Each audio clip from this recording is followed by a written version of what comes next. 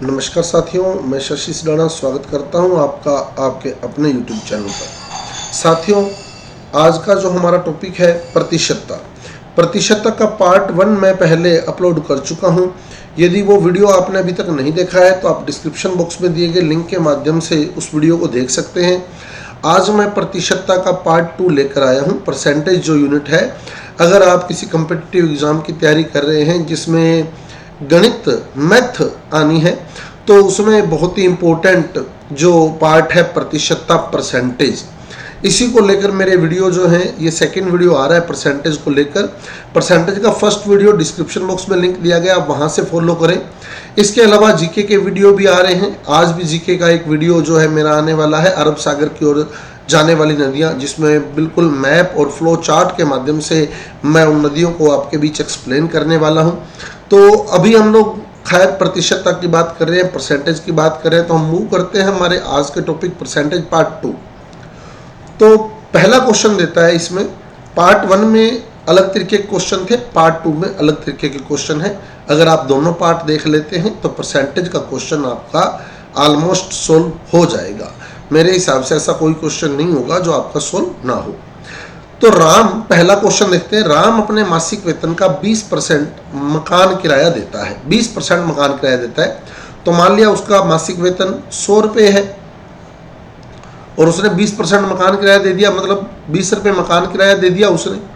तो 100 में से 20 रुपये मकान किराया दे दिया। शेष वेतन, तो 20 रुपये दे दिया उसने मकान किराया, तो शेष वेतन कितना रहा? 80 रह गया, उसके पास 80 रुपये बच गए।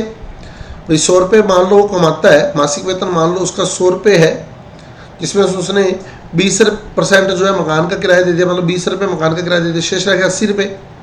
शेष वेतन का 10%, मतलब 80 का 10%, 80 का 10% हो गया 8 रुपये।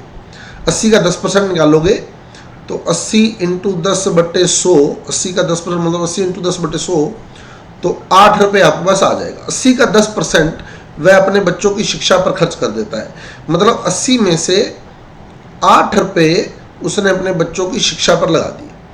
शेष वेतन, तो शेष वेतन रह गया 72। अब उसके बाद 72 रुपये बच गए। भाई 20% उसने किराया दे दिया, शेष का 10% उसने बच्चों की शिक्षा पर लगा दिया। शेष वेतन का 25%, मतलब 72 का 25%, 72 का 25% मतलब चौथा हिस्सा। 72 का चौथा हिस्सा सोचोगे तो 18 आ जाएगा। नहीं तो आप सोल्व करके देख सकते हैं। 72 इंटू 25/100, 72 का 25% निकालना है तो 18 आएगा। 72 का डायरेक्ट चौथा हिस्सा सोच लें तो 25 एकम 25, 25 चौका 100 और 72 को काटेंगे 4 से तो 18 आएगा। 18 रुपये, 72 का चौथा हिस्सा 18 रुपये होता है। तो 72 का 25% उसने जो है, मतलब 72 में से 18 रुपये जो उसने है वो अन्य खर्च पर लगा दिए, अन्य खर्च लगा दिए। अब शेष कितने बचे उसके पास? 54 रुपये, 54 रुपये। अब कहता है उसके पास शेष 3645 रुपये बचते हैं। यानी अगर उसके पास 54 रुपये बचते हैं तो मतलब वो 100 रुपये कमा रहा था। अगर वो 100 रुपये कमाता और इतने इतने खर्च करता तो 54 बचते। अब उसका मासिक वेतन ही आपने निकालना है। तो अगर 54 बचते हैं तो इसका मतलब उसने कमाए कितने थे? 100 रुपये कमाए थे। अगर 54 बचे तो 100 रुपये कमाए थे। अगर 1 रुपया बचेगा तो वो कमाता है 100/54। अब बचे कितने? 3645। तो उसने कमाए कितने? 100/54 इंटू 3645। ये सोल्व आप करेंगे तो आपका आंसर आ जाएगा। तो अगर 54 रुपये शेष बचते हैं तो इसका मतलब वो 100 रुपये कमाता है, तो 3645 रुपये बचते हैं तो मतलब वो कितने रुपये कमा रहा है, ये आंकड़ा हिसाब किताब आपने लगाना है। अब काट लें इसको तो 9 के पहाड़े से कटेगा ये, तो 27 से भी कट सकता है लेकिन 9 से काटे इजी रहेगा। 6 पे जाएगा, 9 6 जा 54। अब ये 9 से काटेंगे तो 9 चौके 36, फिर 0, 9 पंजे 45, 405 पे। फिर 3 से कटेगा तो 3 दूना 6 और इधर 3 से काटेंगे 13 3 39 और 3 5 15, 135, मतलब 13,500/2 आपका आंसर आ गया। 13,500/2 सोल्व करेंगे तो 6750 रुपये आपका आंसर आ जाएगा। इस प्रकार राम का जो मासिक वेतन है वो 6750 रुपये बनता है। सोल्व करके देख ले। 13,500/2 करेंगे तो 6 पे जाएगा। फिर 15 बन गया, 7 पे जाएगा, फिर 10 बन गया, 5 पे जाएगा, फिर 0 बच गया, 6750 रुपये। तो राम का मासिक वेतन 6750 रुपये है। तो उम्मीद करता हूँ आपको क्वेश्चन समझ आएगा। बड़ा इजी क्वेश्चन है। अब 100 रुपये मान के चले, 20% उसने मकान किराया दे दिया, पीछे बचा 80 का 10% उसने बच्चों की शिक्षा पर खर्च कर दिया, पीछे बचा 72 का 25% मतलब 18 रुपये उसने अन्य खर्च कर दिया, पीछे बचे 54, यानी 54 रुपये बचते हैं। तो मतलब वो 100 रुपये कमा रहा था और 3645 बचते हैं, तो वो कितने रुपए कमाएगा, यही आपका क्वेश्चन है। तो उम्मीद करता हूँ आपको क्वेश्चन समझ आया होगा। बहुत ही आसान क्वेश्चन है। तो अब मूव करते हैं हम हमारे अगले क्वेश्चन की ओर। नेक्स्ट क्वेश्चन, चाय के मूल्य में 10% की कमी होने के कारण चाय के मूल्य में 10% की कमी हो गई। मान लो पहले मूल्य था 100 रुपये प्रति किग्रा और अब मूल्य होगा 10% कमी हो गई, तो मतलब 90 रुपये प्रति किग्रा। पहले 100 रुपये प्रति किलो था, अब 90 रुपये प्रति किलो। ठीक है।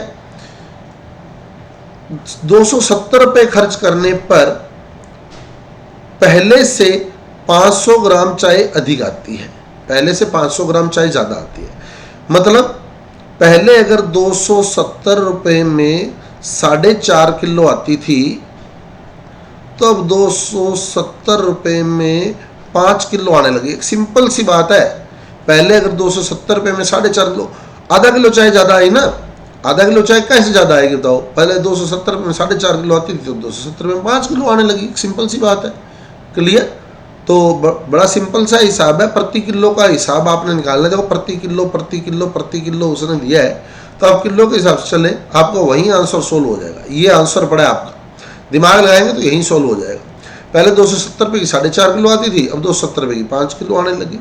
बड़ा सिंपल सा क्वेश्चन है और आपका आंसर आ गया। चाय का वर्तमान भाव क्या है? 270 रुपये की 5 किलो आ रही है, तो आप हिसाब लगा रहे।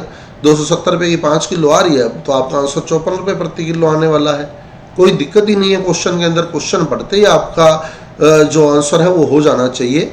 सिंपल सा क्वेश्चन है। चाय के मूल्य में 10% की कमी आने के कारण 270 रुपये खर्च करने पर पहले से 500 ग्राम चाय ज़्यादा आती है। मतलब पहले अगर 270 रुपये की 4.5 किलो आ रही थी, तो अब 270 रुपये की 5 किलो आ रही है।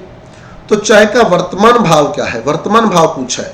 तो अब 270 रुपये की 5 किलो आ रही है, तो वर्तमान भाव निकालेंगे तो 54 रुपये प्रति किलो आना है। लेकिन थोड़ा सा तरीके से समझे अगर हम, मान लो पहले 100 रुपये किलो थी, अब 90 रुपये किलो है। ठीक है। तो 500 ग्राम का फर्क कब आएगा? जब यहां आप 4.5 किलो खरीद लें और यहां आप 5 किलो खरीद लें, तो अब 500 ग्राम का फर्क आ गया। यहां आप 4.5 किलो खरीद पाए, यहां आपने 5 किलो खरीद ली, तो 500 ग्राम का फर्क आ गया। अब आप हिसाब लगा के देख लें, तो यहां देखो 90 रुपये किलो है, तो 5 किलो कितने लगे? 450 रुपये। 90 रुपये किलो है, तो 5 किलो के लगे 450 रुपये। 100 रुपये किलो थी, तो 4.5 किलो के लगे 450 रुपये। मतलब अगर मैं 100 रुपये किलो मानता हूं चाय की दर, 10% कमी हुई तो 90 रुपये किलो रहेगी, तो 450 रुपये खर्च करने पर 500 ग्राम ज़्यादा हो गई। 450 रुपये खर्च करने पर 500 ग्राम ज़्यादा आई है। तो अगर 450 रुपये खर्च करने पर 500 ग्राम ज़्यादा आती है, 450 रुपये खर्च करने पर, तो वर्तमान भाव 90 रुपये किलो है। अगर वो पुराना भाव पूछता तो मैं 100 रुपये किलो लिखता, पर उसने वर्तमान भाव पूछा है, तो वर्तमान भाव 90 रुपये किलो है। तो अगर 450 रुपये खर्च करने पर 500 ग्राम ज़्यादा आती है, क्योंकि उसने कंडीशन दी है कितने ग्राम ज़्यादा लेनी है? 500 ग्राम ज़्यादा लेनी है। 500 ग्राम ज़्यादा, तो 500 ग्राम ज़्यादा तभी आएगी जब ये 4.5 किलो हो जाएगी और ये 5 किलो हो जाएगी, तो 500 ग्राम ज़्यादा हो जाएगी। ठीक है। तो 450 रुपये खर्च करने पर 500 ग्राम ज़्यादा आती है, तो वर्तमान भाव होगा 90 रुपये प्रति किलो।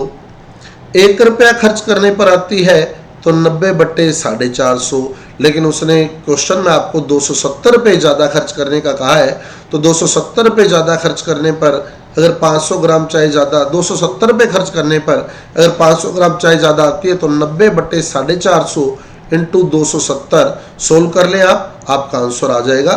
0 से 0 कट हो गई, 45 बच जा 45, 45 टू जा 19, 27 टू जा 54, मतलब 54 रुपये प्रति किलो भाव है उस चाय का वर्तमान में। ₹54 प्रति किलो। और यार यही आपका आंसर सोल्व हो गया था। देखो उसने कहा 270 रुपये खर्च करने पर 500 ग्राम चाय ज़्यादा आई। मतलब पहले 270 रुपये की 4.5 किलो आ रही थी, तो अब 270 रुपये की 5 किलो आने लग गई। ठीक है, जब 270 रुपये की 5 किलो आने लग गई है तो 1 किलो 54 रुपये की आएगी। ये 5 किलो आई कितने रुपए की? 270 रुपये की। तो 1 किलो निकालनी है, 270/5 करें, आपका आंसर आ गया 54 रुपये प्रति किलो। बड़ा सिंपल सा क्वेश्चन था और बहुत ही आसान क्वेश्चन। उम्मीद करता हूँ आपको समझ आया होगा क्वेश्चन। बिल्कुल सिंपल सा क्वेश्चन है। 54 रुपये प्रति किलो आपका आंसर जो है वो यहाँ आने वाला है। अब हम चलते हैं नेक्स्ट क्वेश्चन की ओर। यदि राम की आय श्याम की आय से 25% अधिक है, तो एक तो राम की आय दी है, एक श्याम की आय दी है। किसकी आय ज्यादा है? राम की आय 25% ज्यादा है, तो हम श्याम की मान लेंगे। मान लो 100 है, श्याम की 100 रुपये है, तो राम की हो गई 125 रुपये, क्योंकि 25% ज्यादा है। तो अगर श्याम की 100 रुपये है तो राम की होगी 125 रुपये। तो श्याम की आय राम की आय से कितने प्रतिशत कम है? श्याम की आय राम की आय से कितने प्रतिशत कम है? कम तो 25 रुपये होगी, क्योंकि राम की 125 रुपये है, श्याम की 100 रुपये है, तो 25 रुपये कम है। पर परसेंटेज निकालनी है किससे? राम की आय से। तो राम की आय 125 है, ठीक है। अब श्याम की आय कितनी कम है? 25 कम है। किससे? राम से। तो बट्टे में राम की आय लिख दो।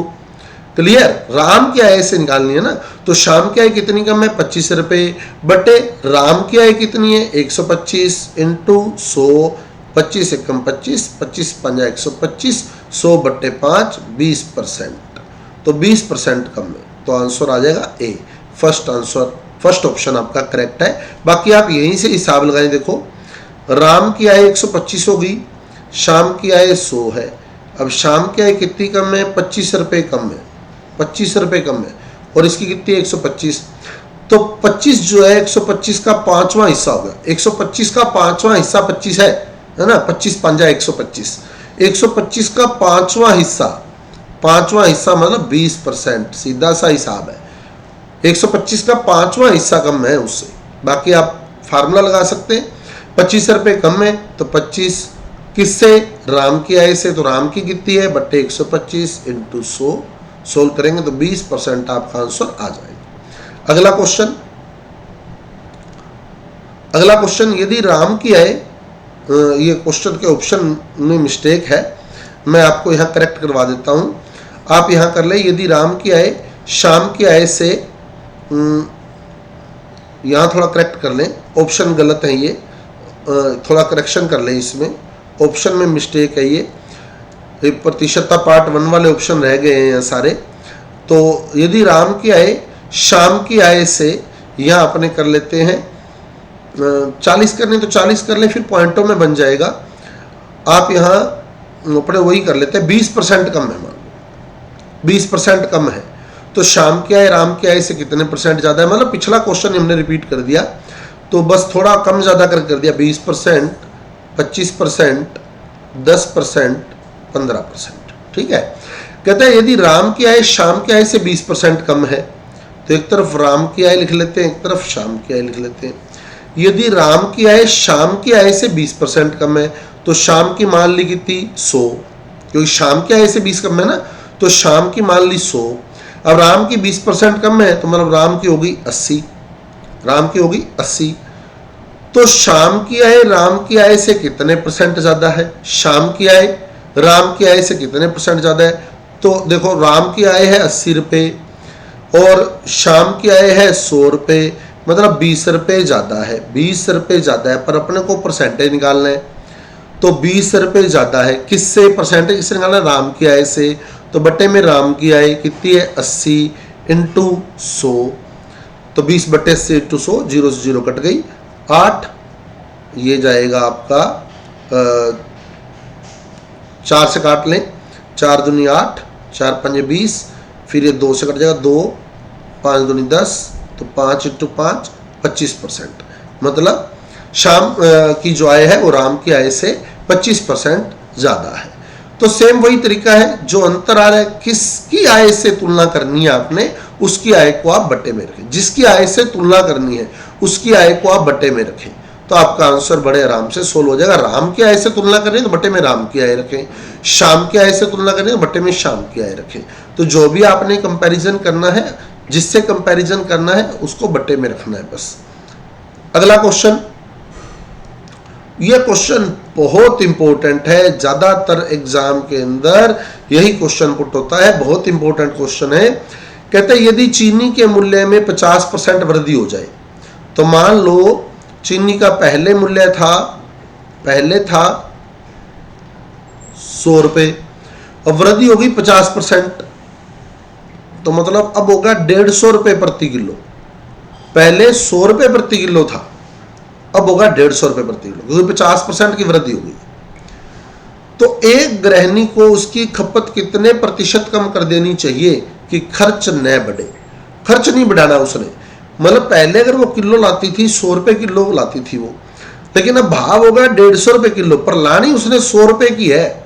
लानी कितने रुपए की है? 100 रुपये की लानी, क्योंकि खर्च नहीं बढ़ाना उसका खर्च नहीं बढ़ाना हमने। समझ आ गई बात? वो कहता है यदि चीनी के मूल्य, बहुत इंपॉर्टेंट क्वेश्चन है ये, बहुत बार पेपर के अंदर पूछा जाता है, यदि चीनी के मूल्य में 50% की वृद्धि हो जाए तो एक गृहिणी को इसकी खपत कितने प्रतिशत कम कर देनी चाहिए कि खर्च न बढ़े? पहले मान लो भाव था 100 रुपये किलो, अब होगा कितना? 150 रुपये किलो, पर उस गृहिणी ने लानी कितने रुपए की है? 100 रुपये की लानी है, मतलब कितने रुपए कम खर्चने हैं उसने? भाव तो 150 रुपये किलो है, पर लानी 100 रुपये की है, मतलब उसने 50 रुपये कम कर देने।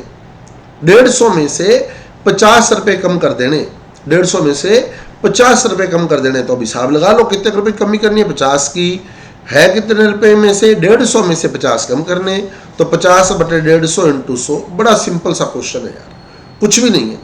वैसे तो यहाँ सीधे ही देख लो, 150 में से 50 रुपये कम करें, मतलब तीसरा हिस्सा कम कर देना, 150 का तीसरा हिस्सा कम कर देना, मतलब 33.33% आपका उत्तर आने वाला है।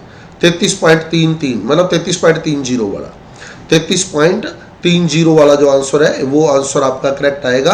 पर इसको तरीके से कैसे करें, सोचना कैसे है, वो मैंने आपको बताया है ना, कैसे सोचना है एक बार फिर क्लियर कर लें, एक बार फिर क्लियर कर लेते हैं।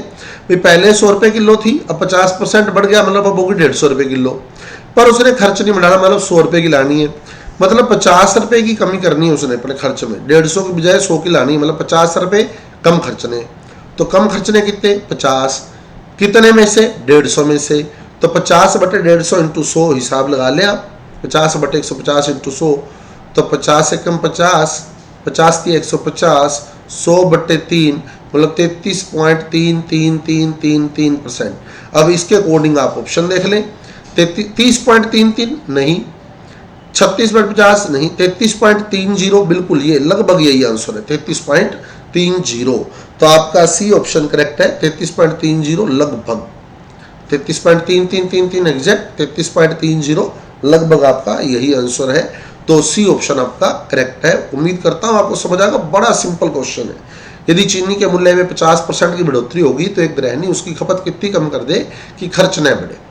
तो पहले 100 रुपये था, अब 150 रुपये हो गया, 50 रुपये कम करना है, और 50 रुपये 150 का कितना प्रतिशत है वही आपने निकालना है, 50 बटे 150 इंटू 100। आगे चले, यदि चीनी के मूल्य में 10% की कमी आ गई, अब कमी आ रही है, मतलब पहले अगर 100 रुपये किलो था, 100 रुपये किलो, तो अब हो गया 90 रुपये किलो, 10% की कमी आ रही है। पहले अगर 100 रुपये किलो था तो अब 90 रुपये किलो हो गया।